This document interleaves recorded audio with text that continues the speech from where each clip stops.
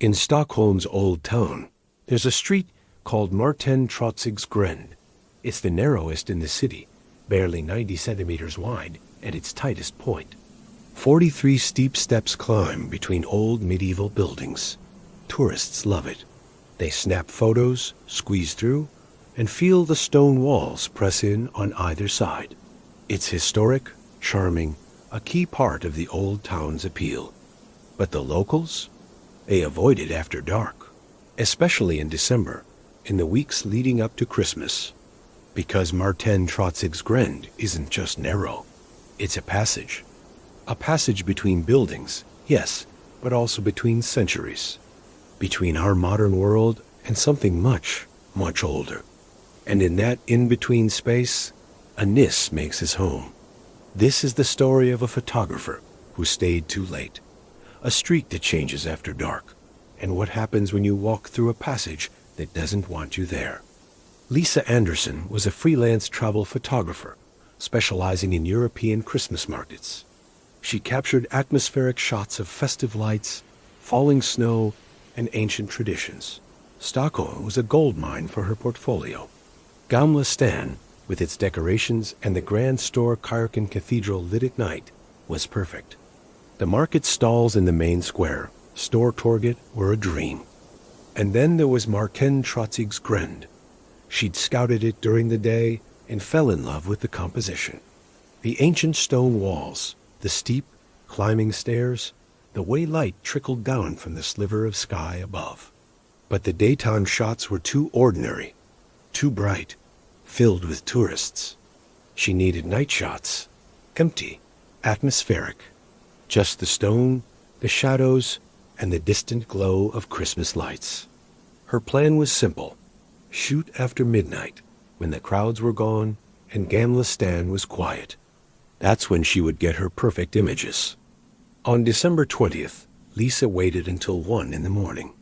The old town was nearly deserted, save for a few late-night revelers stumbling home. Marten-Trotsigsgränd was completely empty. Perfect.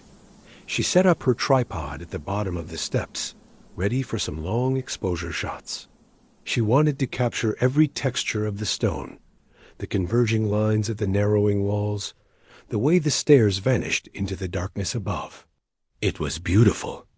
Slowly, she worked her way up the steps, shooting from different angles. The alley was so tight, she could barely fit with her camera and tripod. The walls pressed in, so close she could stretch out her arms and touch both sides at once.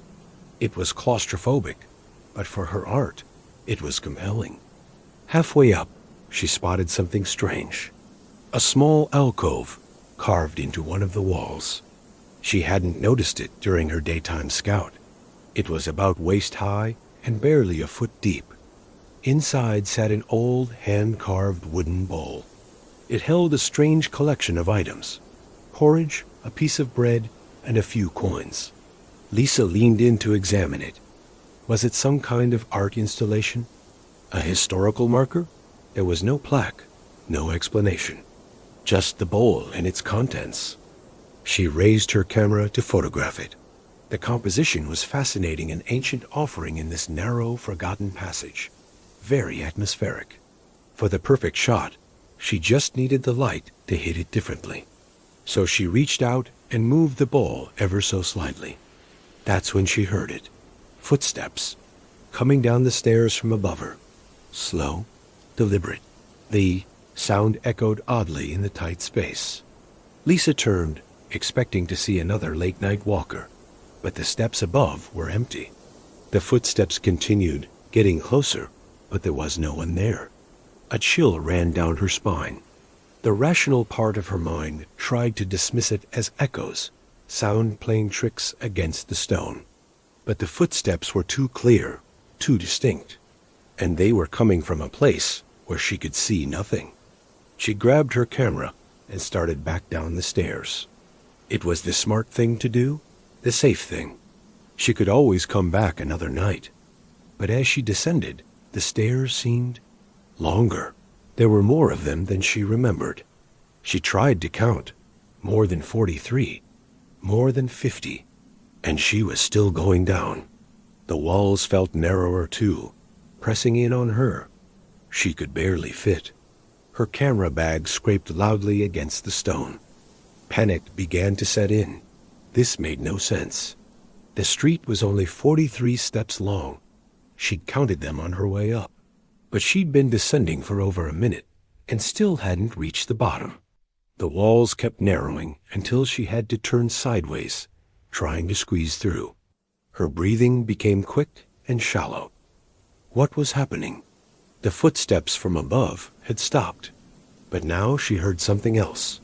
Breathing, a low, raspy sound coming from right behind her. Getting closer. Lisa abandoned her tripod, clutching just her camera, and pushed forward. The walls were so narrow, now she could barely move. She was stuck, wedged between the ancient stone. The breathing was right behind her ear. She could feel a strange warmth on her neck and smell something earthy and old. She closed her eyes and pushed with all her might, feeling the stone scrape against her shoulders, her ribs. Then, suddenly, she was through. She stumbled out into the open space at the bottom of the street, falling to her knees on the cobblestones, gasping for air. She scrambled to her feet and looked back at the narrow passage. It looked completely normal. 43 steps, 90 centimeters wide. There was no one on the stairs, no movement at all, just stone and shadow. Lisa ran. She didn't stop until she was back in the safety of her hotel room. Her shoulders were bruised and scraped raw. Her camera lens was cracked, but she was safe. She tried to rationalize it all a panic attack, maybe, claustrophobia. The narrow space must have triggered some psychological episode. That was all. But she knew what she had felt. The walls moving, the stairs multiplying, that breathing on her neck. It was real, undeniable. The next morning, she checked out of her hotel, cutting her Stockholm trip short. She had enough photos. She didn't need the night shots from her 10 Trotsigsgränd. Later, when she reviewed her memory card, most of the photos were fine. Beautiful, even. Except for the ones from the narrow street. They were corrupted files, filled with static and distortion. All except for one. The photo of the bowl in the alcove. That photo was perfectly clear, but it was wrong. In the picture, the bowl was back in its original position. The image showed she hadn't moved it at all. And in the background, on the stairs above, barely visible in the shadows, was a figure. It was small and hunched, with eyes that reflected her camera flash like an animal's, staring straight down at her. Lisa deleted the photo. She deleted all the photos from that night. She tried to forget, but she couldn't shake the feeling that she had disturbed something, moved something that should never have been moved. Marten Trotsigsgränd still stands in Gamla Stan. Tourists still walk its length, marveling at how narrow it is.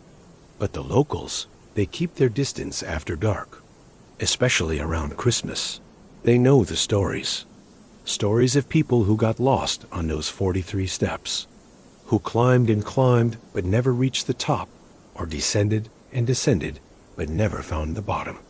Stories of people who disrespected the offerings left for the Nis who lives in that narrow space between the buildings. In fact, Marten Trotsigsgränd is now closed behind 2 locked gates after dark. The Nis has the alley for himself overnight. The alcove is still there, halfway up on the left side. If you walk through during the day, you might see it. And the bowl is always full. Fresh porridge, bread, a few coins. Left by those who know, who remember, who understand that some passages are only safe if you show respect. The Nis of Marten Trotsigsgränd has lived there for centuries, since before the street even had a name. He tolerates the daytime tourists, allowing them to pass through his territory. But at night, when the 2 gates are locked, the street belongs to him. And if you disturb his offerings, the street changes. It becomes something else. A passage that might let you through, or it might not. The choice is no longer yours. It's his. Lisa never returned to Stockholm. She never photographed another Christmas market. She switched to landscape photography. Mountains, forests, wide open spaces. Nothing narrow. Nothing confining. Nothing that presses in close and changes when you're not looking. She still has nightmares. Of being stuck between stone walls.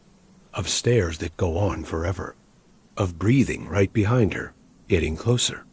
She wakes up gasping for air, checking her shoulders for scrapes that have long since healed. But the memory remains. A reminder that some streets are more than they appear. Some passages have guardians. And some offerings should never, ever be disturbed. Thank you for watching. If you enjoyed this story, don't forget to like, subscribe, and hit the notification bell for more stories from the dark shadows of the North. And comment below where in the world you are listening from tonight.